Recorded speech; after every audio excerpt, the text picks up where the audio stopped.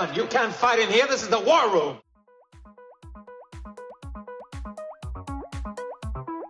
How do you like it? Open the pod bay doors, Hal. I'm sorry, Dave. I'm afraid I can't do that. Here's Johnny! I'm Spartacus! I'm Spartacus! Welcome to The Completionists, a podcast where three lifelong friends and aspiring movie makers discuss their first shared inspiration, Mr. Stanley Kubrick. Each episode will review Mr. Kubrick's filmography, the history, the theory, and what it means to us personally, culminating in our own endeavor to create a short film using his techniques. This is The Completionists. Welcome back, everybody. I'm Michael Cole. I'm here with Wes Wennerstrom and Patrick Brennan. And we are going to be talking tonight about 2001: A Space Odyssey and A Clockwork Orange. This is truly a welcome back, because apropos, last time the computer said, what did it say? Something in the browser prevented recording. Sorry. Yeah. Yeah. Oh, yeah. It was very... I'm not able to do that, Wes. Sorry, Wes. I'm not able to record you right now. So here we are. We're back again. And then we kicked Wes out of the airlock and watched him just silently. I kicked the shit out of Mike, you know. Yeah. A little ultra-violence. Yeah. Ultra-violence? Nice. Where do you guys get your ultra-violence? We have a lot of ultra-violence places here that make it craft style, so... Everybody likes a good craft ultra-violence. Like I'm farm-to-table ultra-violence. Yeah, I get it down at the farmer's market. Yeah. Although, geez, yeah, I told you guys about that guy who was a complete a-hole to my father-in-law at the farmer's market. Yeah. Ooh, that was ultra-violent. That was tough.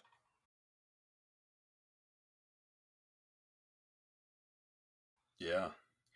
Okay, so 2001. 2001, what about it? I feel like I blew my wad on the last record. I feel like it's going to be performative for me to be like, this could be a lot I don't like this movie. You watched it? Yeah. Well, so I will explain to the audience, not to you guys, because you've probably heard this a million times now. I watched this movie when we were in high school and absolutely fucking hated it. And then I watched the first half on a plane 2 or 3 weeks ago, and I was like, this is better than I remember, because, I'm literally more than double the age I was when, and then I got pretty intoxicated. I'll say intoxicated for the purposes of this, in case employers or whatever are watching. I got very intoxicated and I was like, I need to watch the second half still of 2001, and that was pretty good. I was like, I get it. And then the day after watching it, I was listening to one of the documentaries, the making of documentaries that's on the Apple iTunes version of it. And I'll show notes I'll put the name of that. I can't remember the name of it. I think it was Making the Myth, 2001 Making the Myth. Yeah. And in that documentary, one of the producers says, people think of it as this thing, but when it came out for the first 30 days in theaters, it didn't do well at all. It got bad reviews and it wasn't doing well, money wise. And MGM was like, we're going to pull this. And some of the some of the theater owners were like, hey, give it a couple more days. Kids are showing up high and they're coming back and they're really seeming to there's something, it's starting to do something.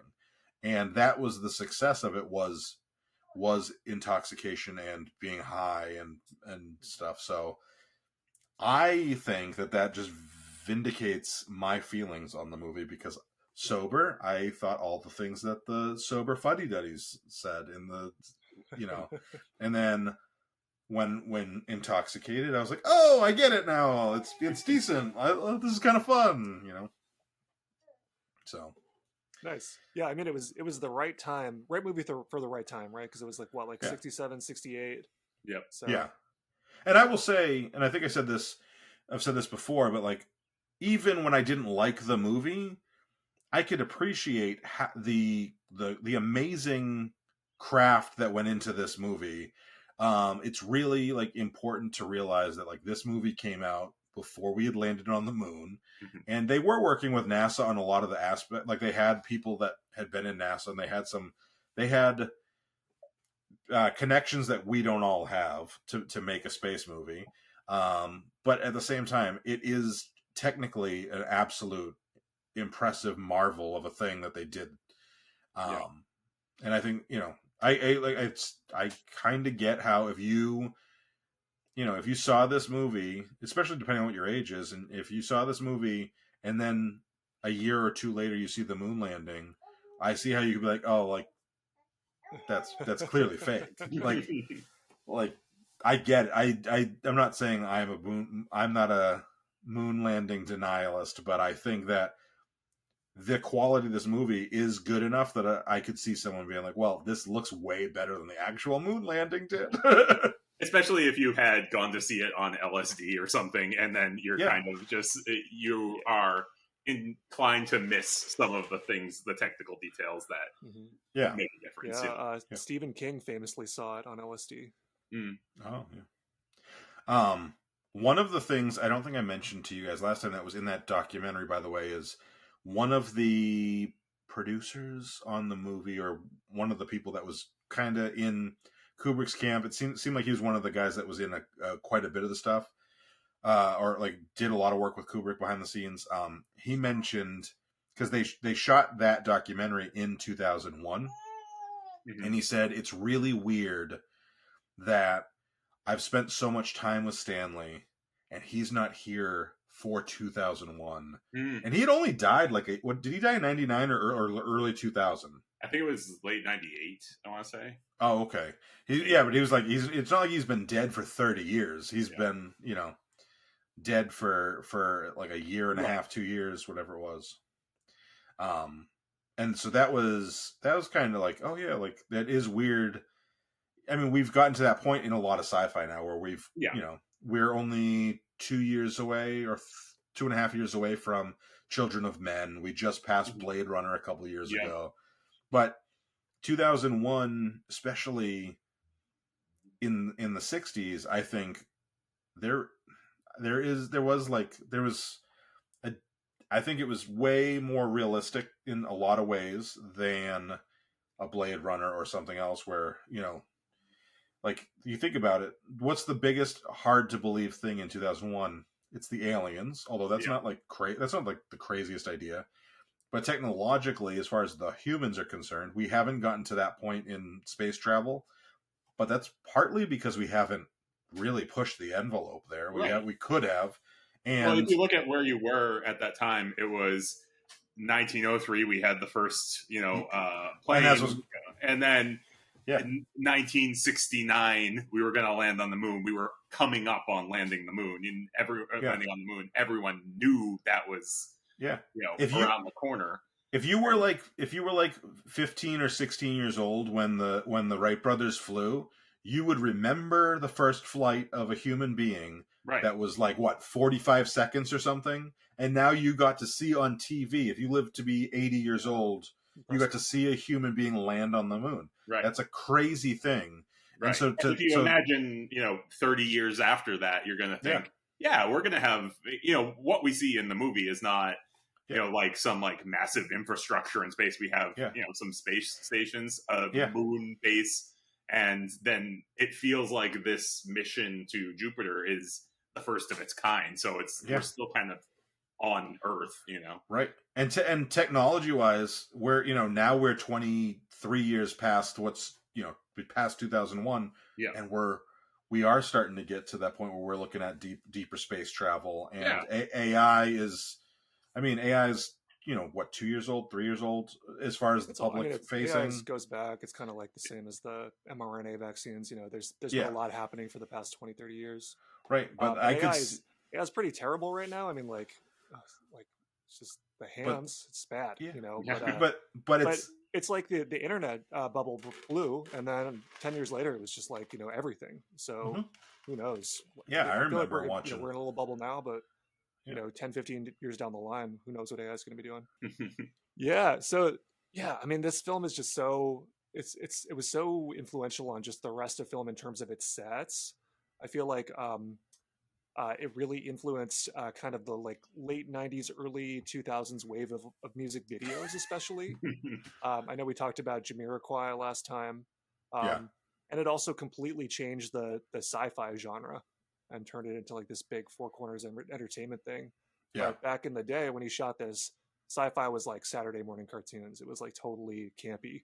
Yeah. So completely different direction for it. Yeah, if you look at science fiction before this, I mean, there are great science fiction movies, you know, and but I think you really, I mean, off the top of my head, I think you have to go back to Metropolis before you see something that is on this scale, you know, and taking it this level of seriousness, you know, like this, you know, depth to it, you know. There's, you know, great examples, Forbidden Planet or Day the Earth Stood Still, but they're kind of like B movies that are much more successful than, you know, you would expect. And those B movies, a lot of times, though, the reason why so many of those sci-fi horror B movies got any traction was the allegory of communism half the time. Like, oh, it's the Blob, or, oh, you know, like, it's like, oh yeah, this is something we can kind of sell patriotically, and we can, you know, and we can kind of make people feel like, oh yeah, you're watching something that's a little silly, but it's not really silly because it's about America. And like, there isn't an allegory here that's clear and patriotic, and, you know, and then we go forward, we get Alien 10 years or 11 years later, and again, there's lots of stuff going on there, and it's great. And Alien's amazing, but like, Alien would not have happened if it wasn't for this. Star Wars technologically could not have happened. Plot wise, it doesn't. You know, plot and stylistically, I don't think it borrows that much from this, but technologically, it just would be impossible without 2001. Yeah.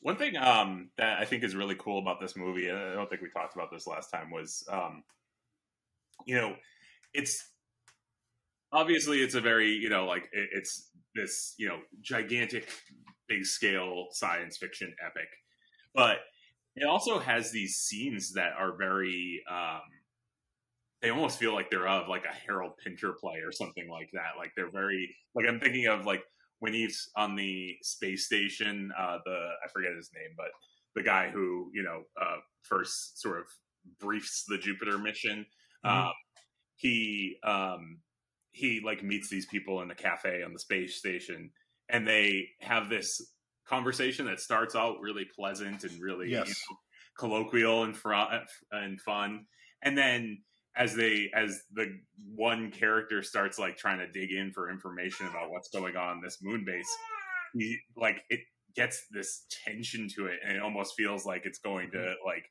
it doesn't feel like it's going to be a fight, but it feels like it could be a fight, you know, like it feels like there's like his tone changes, the way he looks changes, and it just has this completely different, you know, those scenes aren't the ones that kind of get repeated over and over. Like we see the, you know, the scene of like the flight attendants, you know, walking on Velcro shoes and stuff like that. And those are more fun and more beautiful scenes. But I think that, and a lot of the Hal stories and stuff like that, I think a good example of it too is like Hal reading lips. Like that is a plot from a more like, almost like a Barry Lyndon type drama rather than a, you know, a science fiction movie, really.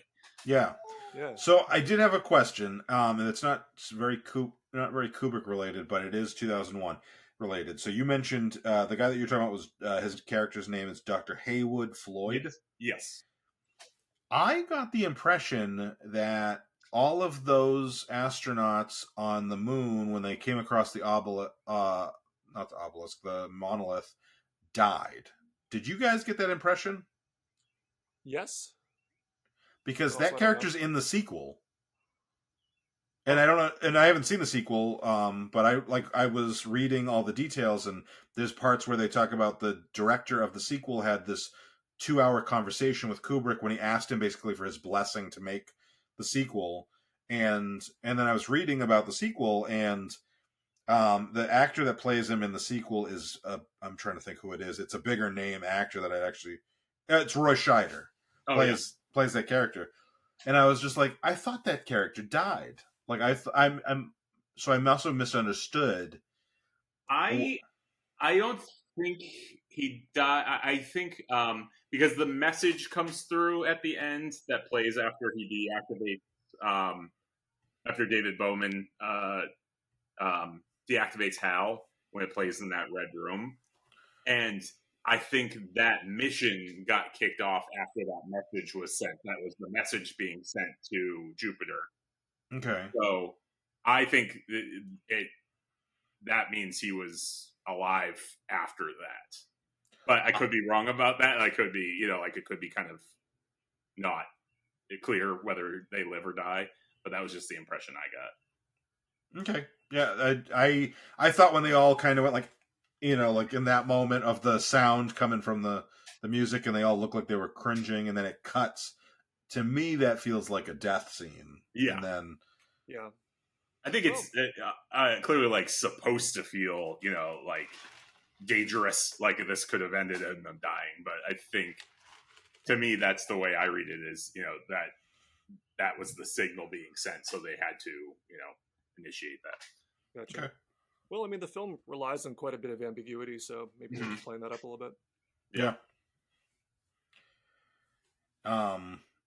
So yes. I know I was gonna say, I know we talked about this last time when we on our failed attempt at this episode, but one of the things that I thought was really interesting and cool was that, in order to achieve the space station look, some of the innovation that they did, they used a Ferris wheel, and I'm assuming it was going very slow for a Ferris wheel standards, and someone was walking, but also it was so tight in that there, and they didn't have any room. Like usually in a shot, you can have that one angle, and then everything behind the camera can look crappy because it's behind the camera.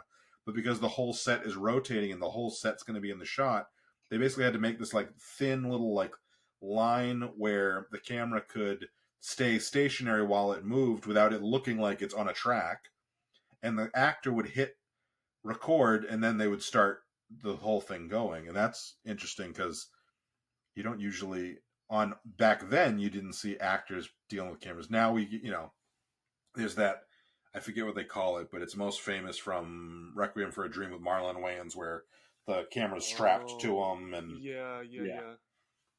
there's a term for it. It's like a body jib or something, I forget. Yeah, there you go. But that wasn't common at all. Like actors never touch the camera practically, and you'd have a dedicated camera person, and interesting. So I really feel like in this film he starts to establish his visual language. I don't know if it's like attributed to what you're talking about, Mike, with like that kind of narrow hallway, and perhaps they were using like a wide angle lens to do that. But a lot of like the single point perspectives starts to happen. Maybe some of his cutting starts to evolve from there. Yeah, absolutely. But I really feel like this is kind of the start of the modern Kubrick. I agree. I think, when I think of Kubrick visually, this is where it starts, and then Clockwork Orange is very much in the same vein of that. What I have as best articulated my thought on it is being wide angle, so that we get the entirety of a space from left to right, and then him playing more with depth of movement, as opposed to, I think a lot of other filmmakers, you see someone move left to right on screen, and we see a lot in both of these films, a lot of this is the shot, it's locked off pretty much, and then we see somebody coming from the back of the shot forward and interacting within that depth. And that has existed in other film, like we mentioned Lawrence of Arabia a bunch on our last attempt. Lawrence of Arabia has that one very famous shot of is it Lawrence or is it one of the other guys coming in on the camel, and you see him for a long time coming in. But yeah, I think it's the guy that like kind of introduces him to Arab culture. Yeah, but in Kubrick, we see it indoors, and it's not something that is common indoors. It's not something that we see within a confined space, and he plays with that confined space in a way that is different than anything. And now, when you jump forward 30 years, when we have confined space, there's the Aaron Sorkin style of walk and talks, and that's a different use of the space. But like this is very specifically Kubrick. The closest corollary that one of us mentioned it last time was Wes Anderson has some of the same. I don't feel like it's copying or mimicking, but it is a similar sensibility in that concept of kind of keeping everything in frame. Yeah. Yeah, and then just I was going to talk about music, but I also want to talk about just like how space really becomes a character in Kubrick films, especially in movies like The Shining. That he really plays with it, and it's almost like there's like an elegance to Kubrick's films where it's almost like they're like dancing with the space in a way. Yeah. And it kind of goes along with the music and stuff, but when I was doing my short, I was really looking for like interesting visual spots to film, just like a casual walk or something like that, because I wanted the shots to be interesting and make it look like the characters were really interacting with I don't know, the environment or like visual metaphors for what's going on within them, something blah blah blah. I think that's an interesting point, and like I think maybe not in 2001 because it's so built around sets, but I think you see that a lot in A Clockwork Orange, where it's like they have that broken down theater, and it's just it adds to the aesthetic of it. Or like his entryway to his building has that mural, and they graffiti that with all sorts of genitals and stuff like that, and taking those spaces and making them, probably they were pre-existing spaces and making them feel, as part of this world. Yeah. Do we want to start on Clockwork Orange, or do we have much, Wes, did you want to say something with music? Yeah, the music. I mean, I guess I don't know if everybody knows this, but the idea behind the soundtrack is that it was what he edited to, so it was the editing score, and then they had a whole other score for this movie, and they ditched it. And it's really interesting in this film because there's so little dialogue. It's such a small part of the movie, and the rest is like, you have is it Tchaikovsky? You got Strauss, Richard Strauss, and Zarathustra is. Who did their Zarathustra? Was it Wagner?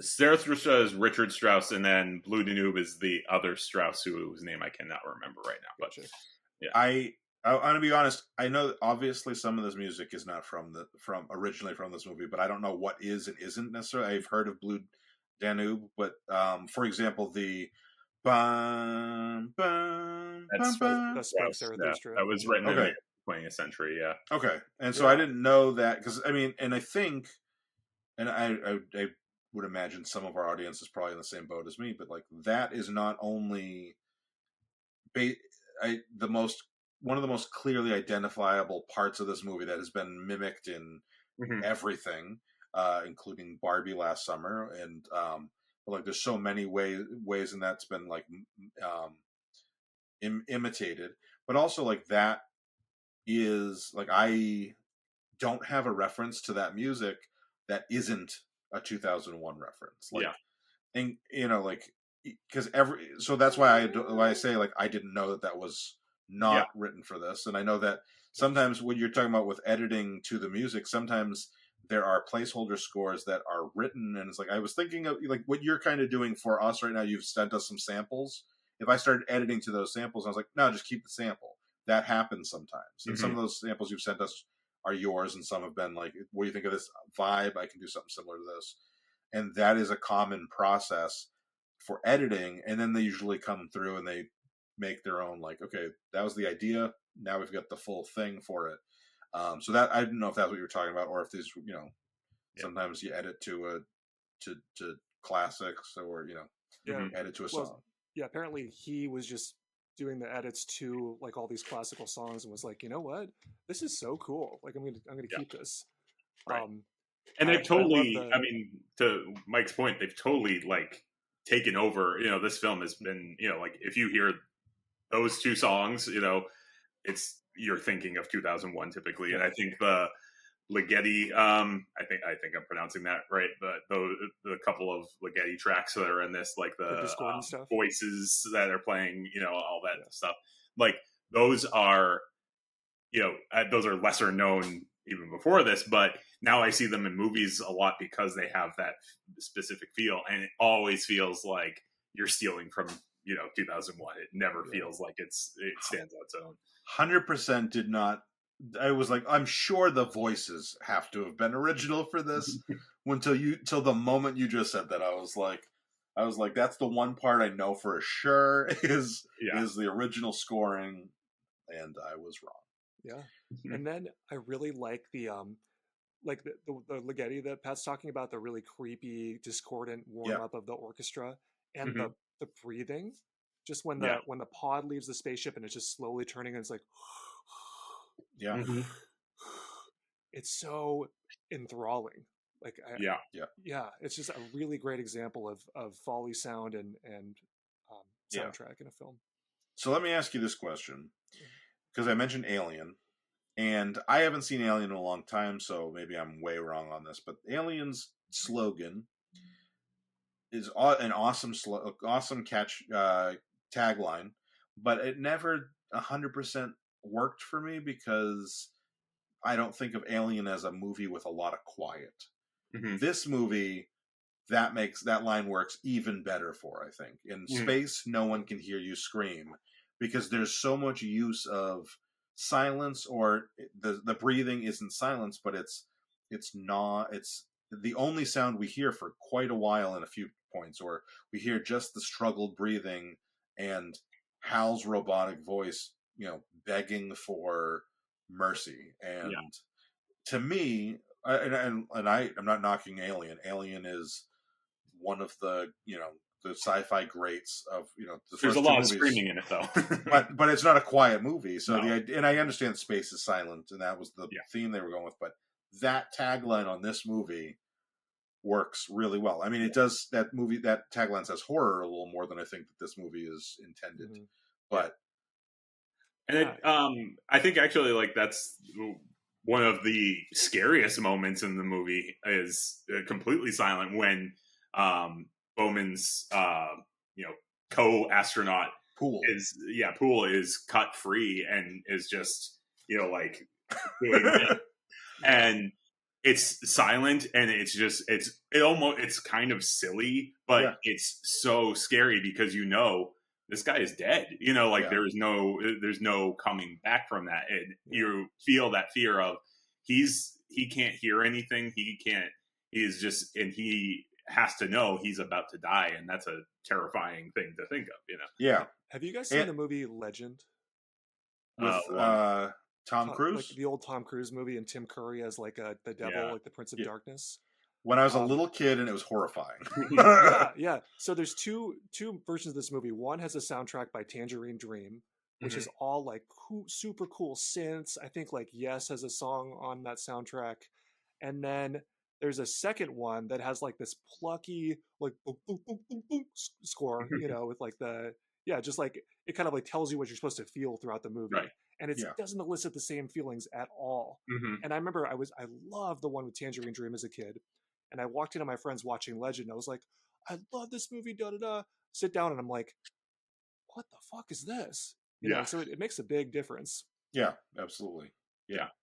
And I think, you know, not to go back to Clockwork Orange again, but it's interesting because I think the way that they use the score in Clockwork Orange is to that effect, where, you know, you're watching these horrifying images and all of this stuff, and then there's the context is often, this kind of jaunty synthy, Beethoven score Singing that in the is, it's, and Singing in the Rain. You're right. Like all those things, as the context to it, it has this sense of irony to it, but it also has this sense of, like you can't take it as seriously as you know you should, Yeah.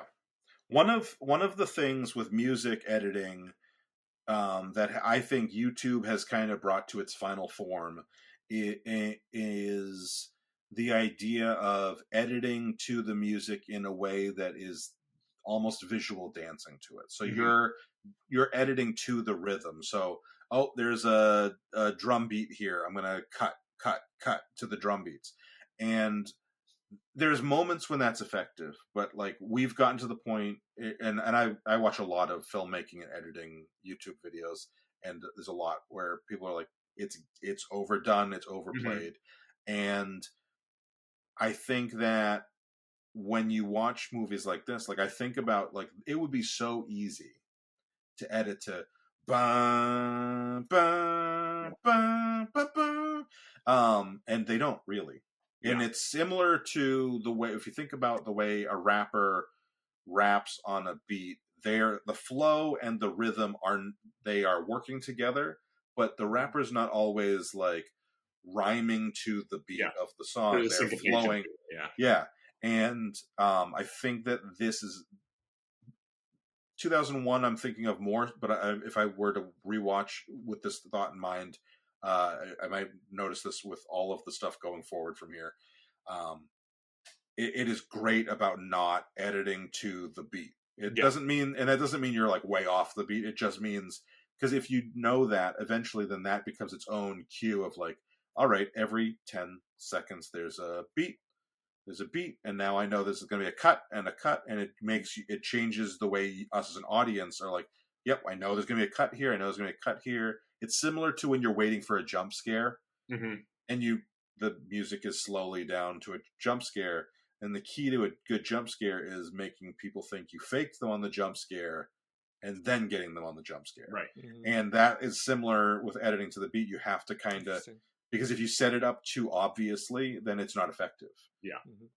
And I think it does, it sets it up for the things that are really surprising in 2001, like the, most famous match cut, the bone going into the air and then turning into a spaceship. Like, that is not something that is done on any sort of rhythm or with any sort of, giveaway from the music. It just happens. And then there's a beat of silence to that. Even if you had that, like the score came in at that moment, but there's that moment of silence of it just kind of falling where you're just like, what just happened? Yep. And then the beautiful music comes in of the Blue Danube. I think that's just an interesting way of doing it. I think you're right on, Mike. Yeah. But yeah, so themes in 2001. I am not really a big fan of like space travel or like comparing it to like theological aspects. I do kind of find it boring, and like I don't, maybe it's interesting sometimes, but for the most part, I'm like, yeah, but we have like bigger social problems here on Earth, and like I don't care about going to Mars and da da da. A lot of people are really interested. But for this movie, yeah, I guess I like his use of metaphor, and kind of like it being one of the first movies to link our sentience to alien intelligence, which I think is maybe an interesting concept. Yeah, that's what I got. Go. Yeah. The way you just said that made me think that you're the guy with the crazy hair who's got the meme that's like aliens. Like, I've never connected, even though like you're very clearly right. I've never connected this with that idea of like the pyramid. What we've now kind of ancient aliens theory, the ancient aliens thing, which is very clearly just like racism. I don't think there's any. Right. I don't think that his version of that is racist, right. But.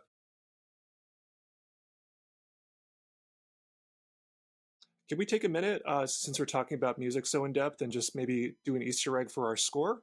Listen to it for a sec? Sure. Okay. And then I want to touch on some of the themes of 2001. I will say this, Wes, for editing purposes, if you just give me this, I will edit it over so it's cleaner than you playing it into the microphone, but you can do that right now. I'll do it now so we can react to it. Yep. Yeah.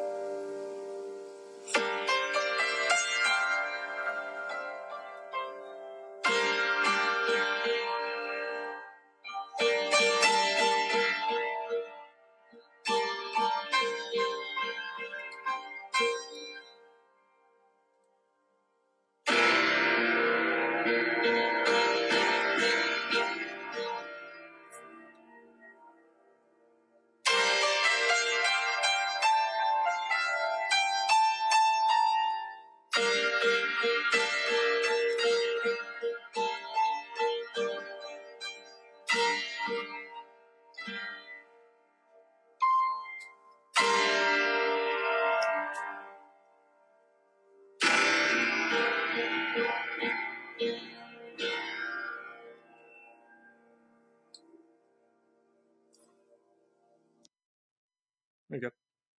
Great. That's dope. Thank you. So where do you see that in the...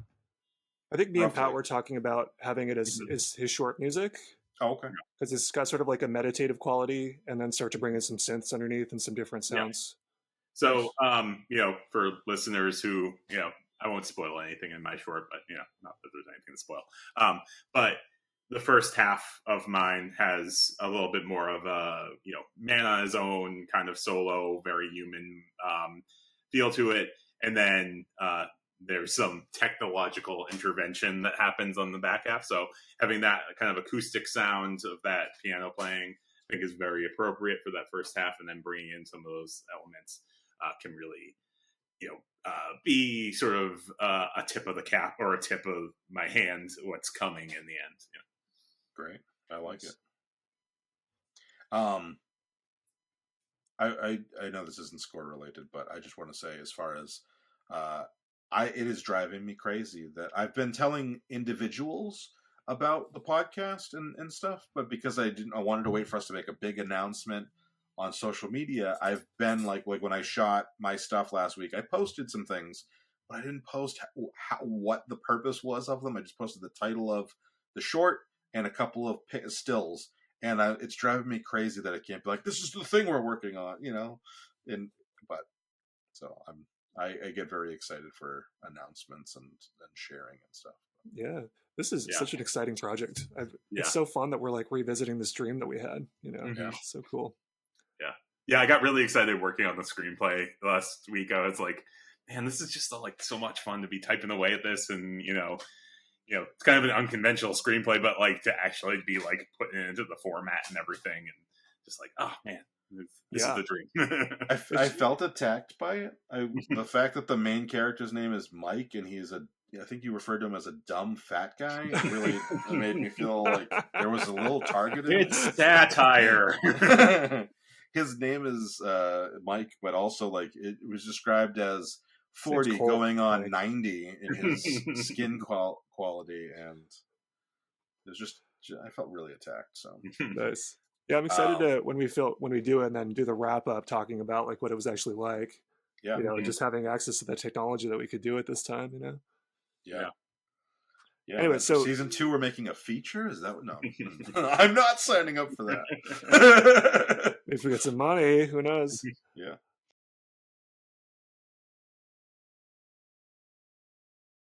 We're gonna come back because there's little bits and pieces where I think we need to talk about them. I really do think that these two fit in a way that we need to talk about them in together. But I kind of wanted to start on a Clockwork Orange now. Well, we already talked about like kind of the musical counterpoints. Pat made the great point that there's like a very jovial feel to a Clockwork Orange, just all the way throughout. Like Malcolm McDowell's portrayal of Alex DeLarge and just like the joie de vivre is just off the fucking charts the whole time. It's like just toasting the mic, it's and the way he played it is just it was just a brilliant interpretation. And apparently like he went to Kubrick at one point and was like, I'm trying to find motivation for this character. What do I do? What do you think? Like what should I act like? And he's like, well, Malcolm, that's kind of why I hired you. I thought you knew, Yeah. So, yeah. I think with Clockwork Orange, there's no denying that it's a Kubrick movie. Mm-hmm. But, and we talked about this a little bit, but like unlike any other movie, I think in his catalog, this works because of one specific other thing other than Kubrick as well. Not to say that Kubrick has his touch on it, obviously, and Kubrick made this movie what it is, but so did Malcolm McDowell. If you put another actor in there, this is a completely different movie. Mm-hmm. Yeah. And I don't think if you cast a different guy as the Rolling Stones, Dave Bowman, that you get a different movie, really. Yeah. Maybe in slight little ways. If you cast a different person as Humbert, maybe it's a little different. Or cast different actresses. It may be worse because they may not be as good of an actor or an actress. But it doesn't change what the movie fundamentally is. And I do think if you change Kubrick, it changes what it fundamentally is. Or if you change Malcolm McDowell, it changes what it fundamentally is. And Wes, you mentioned the Rolling Stones. It is something that I would absolutely love to get into a different dimension for 2 hours and watch the Mick Jagger as Alex and the Stones as the Droogies. But it would be. I mean that is actually like as different as I can imagine it being. Almost. Yeah. It sounds a lot sillier. Yeah. There's also I watched this film called A Forbidden Orange. It's a documentary about when they first showed A Clockwork Orange in Spain under the Franco dictatorship, and apparently it was banned before. So some Spanish filmmakers like remade it and reimagined it. So it's got a lot of similar scenes that kind of look like Clockwork Orange, but like they made Alex's character like an evil nurse or something like that, and made it like way more surreal. So I'm trying to find this because it sounds super fascinating. But yeah, I'm pulling it up. I'm pulling up the Forbidden Orange. Where can I watch the documentary? HBO. Oh, awesome! I will watch that probably this week. That's weird and awesome. Mm-hmm. This movie was it's interesting. I need to look up. There's a few things that are interesting about this movie. This is an X-rated movie. This movie has more controversy than any of his other films, and I got to double check what Barry Lyndon got nominated for. But this is like Kubrick's most Oscar nominated, or like his hand in it at least, other than maybe Barry Lyndon. Like nothing else got nominated for Best Picture. Barry Lyndon did, but yeah. Did it? Oh. Yeah. I feel like this is probably the most controversial movie ever, Yeah. Even for the fence here. But like same documentary I was talking about, they showed it to a bunch of Spanish teenagers, and they were like, this couldn't get made nowadays. This is too controversial for our current political climate. And I think back then films were kind of divorced from like a super commercialized television aspect.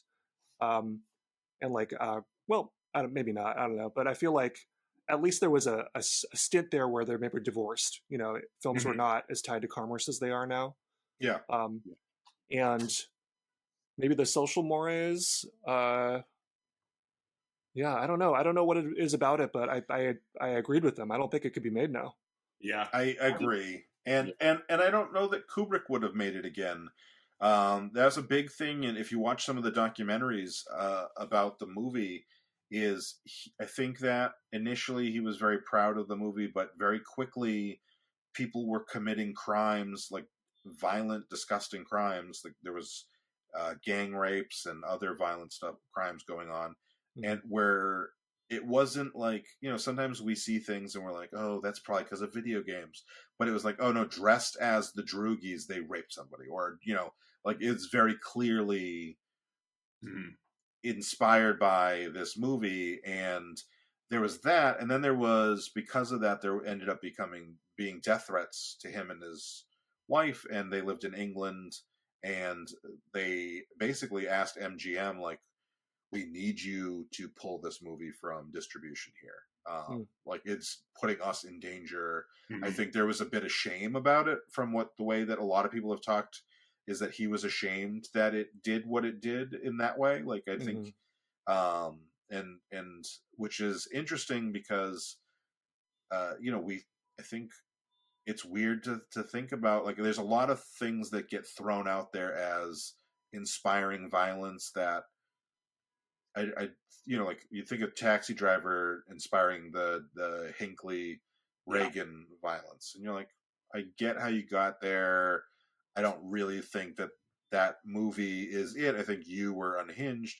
But with this movie, while I don't agree with it, I'm like, I do kind of see how you got from A to B on this. Mm-hmm. Like some of those violent, he's Alex is like a more like iconic character and a more charming character than Travis Bickle is. Yeah. So like you can definitely see where someone would be like, I want to be like that guy. And that's one of the strengths of the movie is like you watch it and you get sucked into his orbit just as much as anyone else does. You know? It makes you complicit. Right. Yeah. And you're like, I know when I watched it in high school, I didn't think, oh yeah, I want to go like rape someone because I had morals, but like I definitely was like, the aesthetic was cool, and like I was like, I should go as this for Halloween and stuff like that. Any other character that's like a rapist, murderer who beats up homeless people, I would not be thinking that about. That's so I can definitely see how there would be the math that gets you there. Right. Mm-hmm.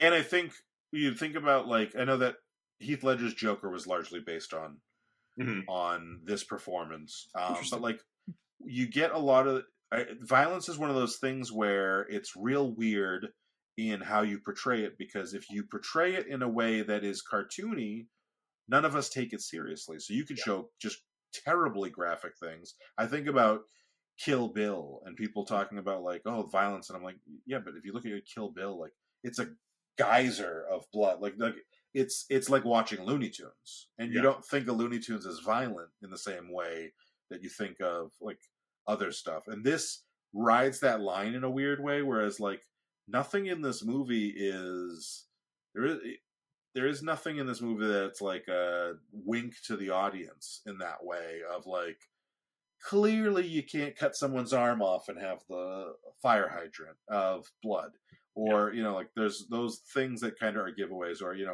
if you threaten to if I threaten to hurt you in some way, that's a bad thing.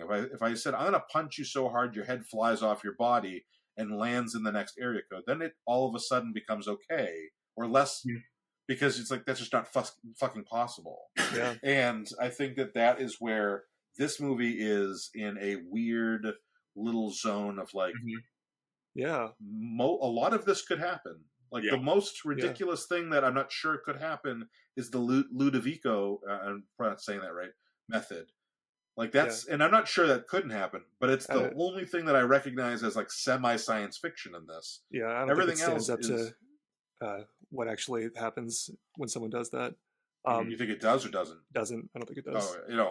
Oh, but yeah, I mean, I agree with you, Mike, and I think what it does is it doesn't cartoonize violence, but it makes it really elegant, and it makes it really like beautiful, and which charming. I don't think had been done on that scale before.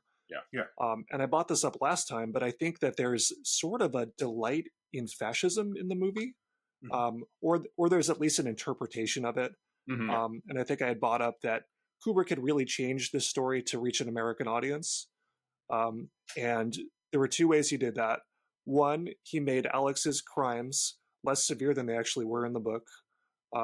He changed the threesome sex scene to it being him kind of scoring with these two ladies he picked up. And it actually was him raping two 10-year-old girls. Trigger warning there. And then the end, in the book, he supposedly gets reformed. He grows out of it. But Kubrick in the end kind of reinforces that this is a psychopath that's gotten away with it. And like, he's made it so you really love and identify with this character. So, you don't even, at the end of it, you're like, oh yeah, well, fuck the Ludovico technique, and then you watch him be like, oh, well, I'm going to start like raping people again. And you're like, fuck, damn it. So I think, I think it's interesting. I was kind of reading up on the way that the book differs, the ending, specifically. And interestingly enough, like Kubrick wasn't actually the one that cut the ending from it. The American publisher was the first one to cut the ending.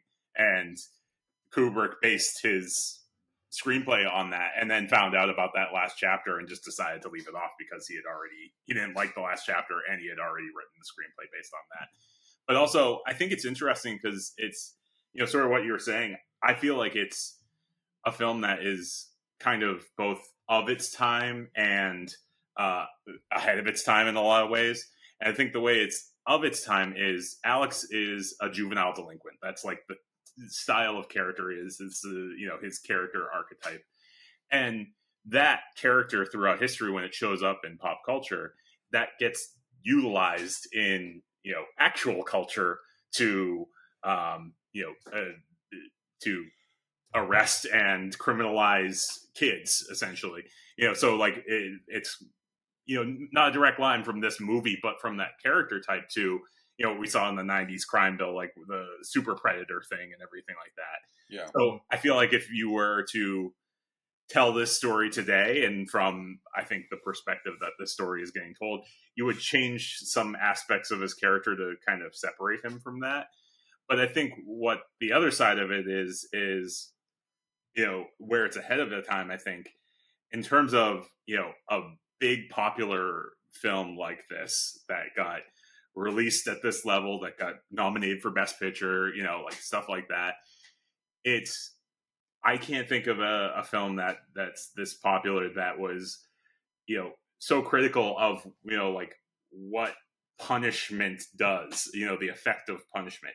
Because Alex goes into prison after he murders someone, and prison doesn't fix him. Prison doesn't, treat, doesn't do anything to change, what's violent within him. Mm-hmm. There's nothing it's going to treat. He gets religion in there, and it's Church of England religion, which is closely related to Catholic religion, which I think we all have experienced, knowing that that's not going to do much for you, And then he gets the Ludovico technique, which is supposedly a treatment, it's supposed to be a psychological treatment, but really, like when you watch it, it's a torture, like it's just traumatizing. It's just tortured, yeah. And literally it's a trauma that he's feeling, like he can't listen to Beethoven anymore. That's not a good effect of that, Yeah. And at the end of it, it makes him good, quote unquote, for a while.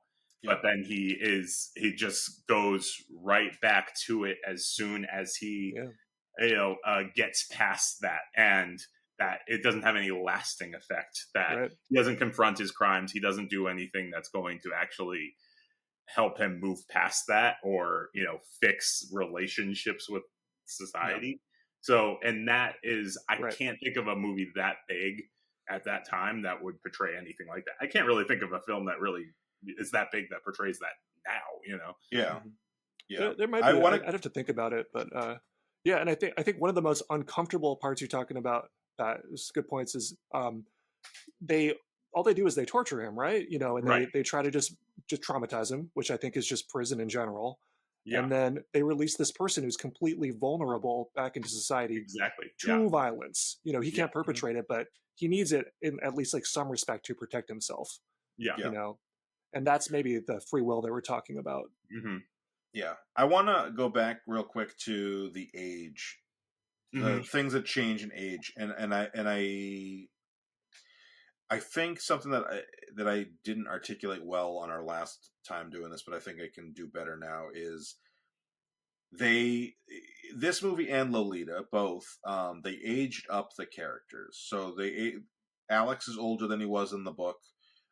Those victims they're not victims, but also in the book they were 10-year-olds, like you mentioned.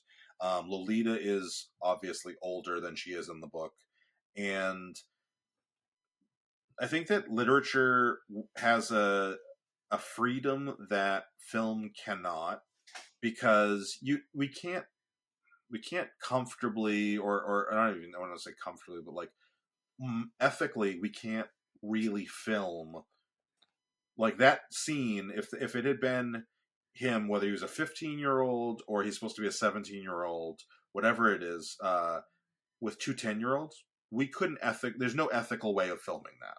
Mm-hmm. And so, and audiences would not accept that. Yeah. There is an audience that would. That's not what I'm talking about. But I'm talking about like Lolita. audience. I mean, what we saw, they aged up Lolita, and she had a ton of trauma on that set. Right. You know, alone, a 12-year-old, it would have been even worse. You know. Yeah. Yep. And I think that I think that you know, literature has the freedom to do that. And one of my favorite books of the last 10 years got an adaptation, and it's Where the Crawdad Sings. I don't know if either of you have read it.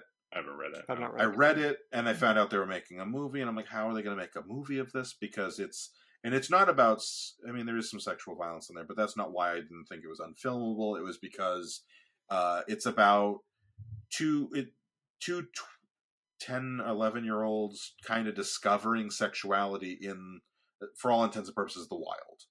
Mm-hmm. And so it's a very natural thing that we absolutely understand should happen, but I understood that writing that in a book, you can't make that into a movie in 2020 or whatever year that came out. It's just not, it's not something that you could do in a movie in any kind of realistic way, and you have to age them up. And I knew they would do that. And then I realized that, I forget who the filmmaker was. I don't think they're a no-name, but that's the difference here, is that Kubrick is good enough to kind of make that a function, like a really good movie. You know, he made two really good movies while changing very drastically the situation. And the average filmmaker isn't, and I also think that the landscape of adaptations has changed a lot. And it's something I would love to talk about in a different podcast. It's a whole episode of its own. But I think that like Kubrick was able to do that. When you think about, and we're going to see that too when we get to The Shining, not that it's the same kind of thing, but Kubrick was constantly drastically changing the adaptations and still making amazing art that was as good, in most cases, I think, better than the from what I've heard, I've only read one of the books, better than the source material. But that's not the average for everybody else. And so you get that point where you're like, yeah, like you're not making this as good. So when you get to that point where it's like, here's stuff that's borderline irresponsible to show the way, so you have to adapt to it. He's the only one who was able to successfully do it that I can think of. When that's the reason why you had to change the adaptation. I think he also might have skipped over some of that stuff because he didn't want his characters to be simply good or evil, and he didn't want to make didactic movies. So he wanted to have like a lot of moral ambiguity in his films, and I think it's one of his hallmarks. Yeah. So whatever he adapted, he might have just been picking and choosing based on that. Mm-hmm. So he made a morally ambiguous rapist and murderer instead of a clearly bad rapist and murderer. I don't disagree with you. If he lures two 10-year-olds into a room and intimates that he has sex with the 10-year-olds, people are going to be like, "Oh no." Right, you lose the audience. Yeah, this is too graphic and disgusting. Yeah. I agree. I was just being silly. Yeah. And I think the ending is a good example of that, because the ambiguous ending, where he's back, and the ending of the novel is, he's back, and then he makes the decision on his own to say, like, I'm done with this. I'm going to just go work a normal job. And then thinks, I'm going to have a family and kids, and my kids are going to be just as bad as I am. That's a possibility for Alex, the movie Alex. But I always thought of, like what came out of this was like a Brett Kavanaugh. Like he's, charmed someone that is in a high government position. He's going to, he's, got this news story about him he's got some like momentum going. Like he's kind of, it's sort of like the end of Taxi Driver, where he's like this hero, and then he squeezed him. Right. And he can go off and go from being a person that commits, acts of violence on a very personal level to someone that is going to commit acts of violence on a global or national or global level. And that is, to me, a much more interesting ending than what the book was. But I like the possibility that those are two possibilities for him. Or he could just be, go off and be a rapist for the rest of his life and end up back in prison, and a more realistic kind of portrayal of what happened. But well, I love the way that all the government administrators and prison wardens take a shine to him. They're like, "Ooh, he's a psychopath like me." I like him. Exactly, yeah. And that his friends become cops. It's like perfect. Like these are guys that had just been beating people, and they just got a job that lets them do it. Which is completely unrealistic. Because we don't know anybody that would go from being, a rapist to a police officer. A police officer in space? No, that was a father figure. How about this? A movie about a hoodlum who becomes a police officer in space, and then he's reborn as Elon Musk. Like the giant space baby with Elon Musk's face. Yeah. Well, watch it. Elon Musk is kind of a giant space baby. So, yeah. I want to talk about the thing that I didn't like about A Clockwork Orange, and that is the sound, the in-universe sound. I thought everyone felt like they were yelling to the microphone. Almost the narration, not so much. The narration, because he was sitting there recording on a thing, but when they were shooting they were doing a lot of it was new technology on the stuff that's shot on set. Everything felt like they were shooting in a big open space, and they had done nothing to correct for that audio. Everything felt like they were yelling. It's very clear still, but it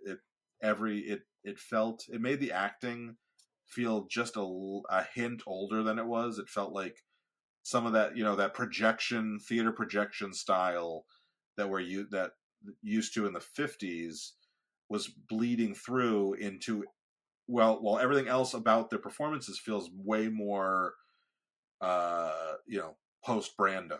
Yeah, there's some camp sensibility in some of the performances. I'm thinking about I think is his principal or a school administrator, the one that comes to visit him when he's on the show, and he's grabbing his leg and stuff like that. It's very that character, the guy in the wheelchair when he's realized, and before Alex passes out on the wine, and he's like, "Is the wine good enough for you, sir?" And I get there's some of that performance that is like that on. Oh, right, guys. But real quick. Yeah, his bodyguard. Guess who plays his fucking bodyguard? Darth Vader. Oh yeah, I forgot about that. Yeah. Oh man, yeah. He had a good line on one of the behind the scenes things, or one of the things I read about it was because he has to carry him in the wheelchair down. Mm-hmm. And when they were prepping and blocking, he said to Stanley Kubrick in front of the whole cast and crew, "Now, from what I understand, you're not known as a one-take type of director, Mr. Kubrick. Can we try to do this as quick as possible if I have to carry this guy downstairs?" And everyone was like, "Oh, fuck." And apparently Stanley Kubrick was very amused by his lack of a buffer, which if you've watched, there's a documentary with that guy. He is he's very likable, but he's very "Oh God, why'd you say that?" when it comes to Star Wars stuff. By the end of the original trilogy, he'd kind of been replaced because they're like, this guy runs his mouth, he's constantly talking shit, and so, but yeah. Gotcha. Interesting. David Prowse. Yeah. Massive human. Also, real interesting to see Darth Vader in booty shorts. That's what he's wearing under all that stuff, See, I remembered that it was Darth Vader before I started the movie, and then that scene came on. I'm like, holy fucking crap! I did not remember that he has booty shorts on, and he's just walking up and looking real interesting. It's like a gigolo almost. Yeah. I got that vibe from that scene, that he was, I don't know, and I don't know if that was intentional or just a weird aesthetic thing. Yeah. Was there kind of a boy toy kind of thing? It felt like. I know he's a bodyguard, but it kind of felt like there was a sexual relationship in there. Like, well, with a movie that has so much open sexuality, even outside of the rapist, like there's so many, naked art, women and men in the artwork everywhere, and then you get, even though like that guy has a wife in the first scene, and then you see him with this bodyguard / assistant, but like I'm like, why is he wearing those shorts? Is it supposed to be giving us that vibe? And I wasn't sure if that was it's just like it's like a hyper-sexualized future, hyper-violent, hyper-sexualized. And also, I wanted to bring up, Pat and I saw the penis sculpture in Miami, which you can see at the Museum of Erotic Art if you're down in downtown Miami. That sculpture's at the yeah. Oh.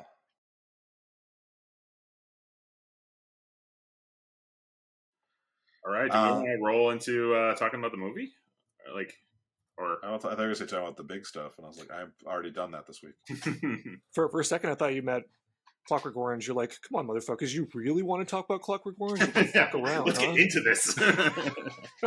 We playing golf, we fucking around, God. You guys know that joke, right? Yeah. What is it? You doing that joke, Mike?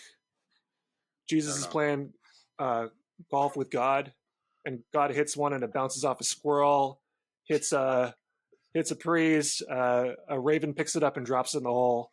And Jesus goes, Dad, we playing golf or we're just fucking around? That's awesome. Let's talk about our movie. I got these lavalier mics, which are the ones you just tuck under your collar. And wow, it makes a huge difference. I shot something with my wife where she was just bobbing along with the baby, and I sent it to you guys on her lap and singing to her. And it looked like a short film. So man, audio makes a huge difference. So I'm really amped on that. I got lavaliers too. I highly recommend them, Pat. I don't know how your shoot is necessarily going, but this was $130 I got it for Father's Day. We shot 2 different scenes, one with a boom because my actor is in workout clothes. It's harder to hide a lavalier, so I was like, let's do it with a boom. The audio is kind of unusable. That's partly that was a technical issue, but so we have to reshoot that completely. The other scene, we had the lavaliers on, the intense murder scene. We have lavaliers on, and the audio is super clear. Yeah. It is weird when you're shooting with lavaliers because I had not done it before. So I'm used to either onboard microphone or, getting a boom and wiring it to the camera. Lavaliers are weird because your eyes think you should hear something and you're hearing something else. So Logan was doing like the clapboard just so we would know what numbers it was. And Logan's right up front. And I've got my actors 30 to 40 feet away that are going to be walking towards camera. And when I'm watching those shots, both when we're shooting them and when I'm editing them, I can't hear a single thing. I can see Logan's mouth moving. Logan is as close to the camera as all 3 of us are. And they are 30 feet behind him. And I hear, Jesus Christ, are we going to get going? It's really hot. It's hot as shit out right now. And I can hear them bitching in the background. And I'm like, and it was ridiculously hot the day that we shot. But and I'm like, oh my God, it's so weird. Your brain doesn't know how to process. It's like, no, I should be able to hear the kid that's a foot away, not the people, on the opposite side of the parking lot. But for my gear, I got this little guy that is a handy recorder for field recording. Nice. So that's going to be some of the ambient backgrounds that goes on. Yep. Yeah. Trying to get street sounds and stuff like that for the last part of my story, and I have a script, so now I caught up with you guys. So very cool.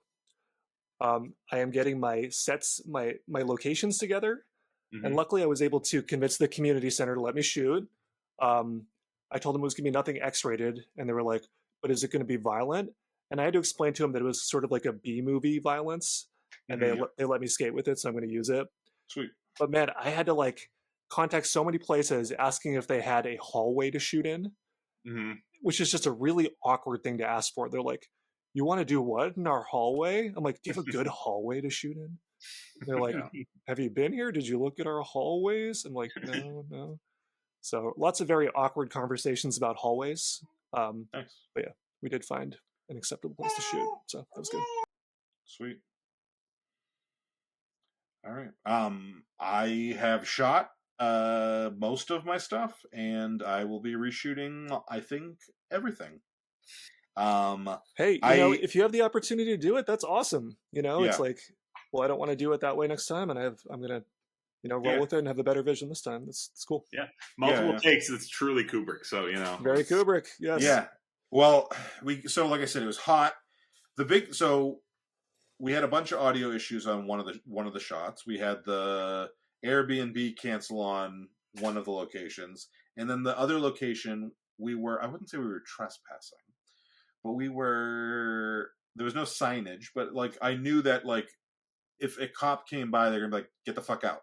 They weren't gonna give us a hard time, but we weren't gonna be able to stick around. So I was in a rush and I couldn't get the camera on the gimbal to balance, so I just took it off and shoulder mounted. And so what I wanted was like a real slow, smooth tracking out shot. And instead what I got was kind of my like gait, kind of like affecting it. So I'm going to see about trying to balance the camera and then, just kind of going. I mean, that shot, the 2 or 3 shots we did there at that location, maybe it was 5 shots. They didn't take that long. It was just a matter of having the camera ready to go and then just be like, all right, and let's go. So we get this. And so those ones sound great. Don't look amazing. The other ones look really good and there's no audio. So it was our first day of shooting. A good amount of my equipment is new. And it just was like, we'll figure this out, as we go. Cool. Mike, do you have a community center in Cary that you could book a room in or something? We have some stuff. None of it really fits my script great. I'm also not entirely sure. Like, I went to shoot something at a library a few years ago, and they allowed me to, because I had like used the word student in it when I first said it. Then when I went to go ask for reshoots, I didn't use the word student, and they're like, if you're just making a movie, we're not going to let you do that. I'm like, fuck. And like, so it is really about how you ask. Like, I don't think I said this is a student film. I said this is basically a student film. So like, I wasn't lying, but I wasn't like, you have to kind of lead things the same way. Like, and that's what I thought I was doing. And I was being honest with the Airbnb lady, being like, we're not going to make a mess. We're not going to make much noise at all. And we will be in for like 2 hours or 3 hours, and we're paying full nice price. So I didn't think there'd be a problem. So that's a big part of the lesson learned I don't want to say selective telling the truth, but I will say like definitely, yeah, really like lubing it up a bit. So yeah, well, I mean, like the Airbnb doesn't need to know you're shooting a movie in there, like No, but they also on their listing said like great for photo shoots. So I didn't think there would be a hesitation when they asked what we needed. I was just like, oh, we won't be in very long. I also like, I don't know what the structure. I've never used an Airbnb, and B, if we're going to show up with 3 or 4 guys and just bags of equipment to an apartment complex, I was like, it would be good to have just told the truth all the way through. Mm-hmm. Especially since I didn't think I was going to get any flack since they said photo shoots were available. Yeah. So. Yeah, and then both my actors were like, we could just joke that we're making a porn. I'm like, well, I got my 8-year-old with us, so I don't really want to joke about that.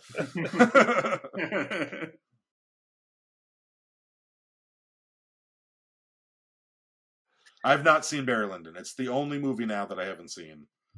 It's cool. It's a cool movie. I'm so excited for it. Barry Lyndon's my favorite. Yeah. So favorite. Yeah. I may try, before we do our recap episode, I may try to rewatch AI as well. Yeah. I know it wasn't him, but I may rewatch it. Yeah. I haven't seen it since you and I went and saw it in theaters, Pat, which was junior year of high school. It was a long time ago. So all I remember is Gigolo Joe. What do you know? That's all I remember of that movie. Yeah. So my just real quick story to go out on. My ex's mom was a massage therapist in Hawaii, and she was late into work one day, so she calls in late, and she's like, "Sorry, I can't make it. I'm going to be 20 minutes late." Da da da.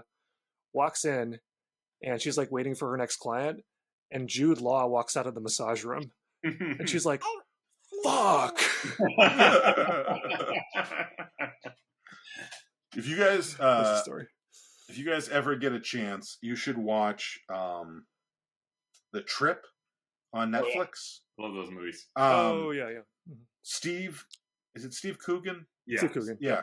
Steve Coogan's friends with Jude Law, but they talk about Jude Law as if they don't know him in the movies. And at one point, the Rob Brydon says, he goes, well, Jude Law's much younger. And he's like, we're the same age. And he goes, well, he looks much younger. And he goes, he's bald. He's balding. He's been balding for 30 years. What are you talking about? And he goes, well, he's just got a young, boyish charm. And he's like, yes, he's a bald boy. He's a balding boy. And he's like, he's a very handsome balding boy. And I just, every time I think of Jude Law now, I just think of that. Nice. Those movies have changed Sarah and I the way. That's one of those movies that we quote all the time to each other. But nice. It's almost always Michael Caine stuff. You were supposed to blow the bloody doors off. She was only 16 years old. That, and have you seen all of them or no? Yeah. I haven't seen the newest one all the way through yet, but there's in the second to last one, it was right after Dark Knight Rises came out. And they're doing the Michael Caine bit, and he goes, I will not bury another Batman. How many Batmen have you buried? I buried over 19 Batmen.